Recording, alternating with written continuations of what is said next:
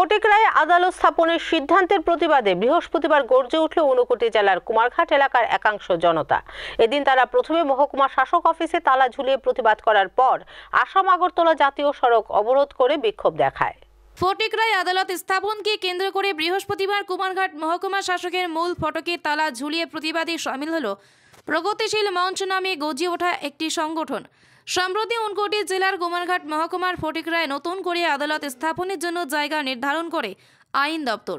উচ্চ আদালতের প্রধান বিচারপতি খোদ ফটিকরায় এবং কুমারঘাটের বেশ কয়েকটি জায়গা ঘুরে ফটিকরায়ের অন্তর্গত রাজনগর এলাকায় নতুন আদালত স্থাপনের জন্য শিলমোহর দেন।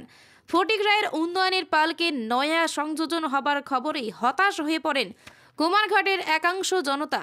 বহু চেষ্টা করেও আদালত কুমারঘাটে রাখতে না পেরে অবশেষে প্রগতিশীল মঞ্চ নামে নাম দিয়ে বৃহস্পতিবার সকাল থেকেই তারা কুমারঘাট মহকুমা শাসকের অফিসে তালা ঝুলিয়ে বিক্ষোভ দেখাতে থাকে। আন্দোলনের জেরে অফিসেই ঢুকতে পারেনি খোদ মহকুমা শাসক। খবর পেয়ে ছুটে যায় পুলিশ। পরে সেখানেও লাভের লাভ কিছুই না হওয়াতে শেষমেশ কুমারঘাটের ভগৎ সিং চৌমোহনীতে আসাম আগরতলা জাতীয় সড়ক অবরোধ করেন তারা। অবরোধ ও আন্দোলনের ফলে ঘন্টার পর ঘন্টা ধরে নাজেহাল হয়েছে রেলযাত্রী থেকে নিত্য পথযাত্রীদের। গাড়ি না পেয়ে দীর্ঘ পথ এদিন পায়ে হেঁটেই গন্তব্যে পৌঁছতে বাধ্য হয়েছেন যাত্রীরা। দীর্ঘদিনের যেহেতু আমাদের এই দাবি, আমরা চাইছি কুমারঘাটে আমাদের কোর্ট স্থাপন করতে হবে।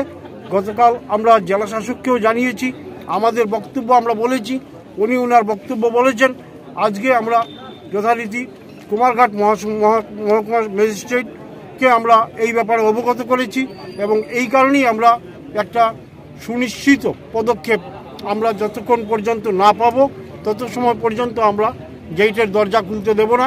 আমাদের দাবি একটাই, কোর্ট কুমারঘাটে স্থাপন করতে হবে।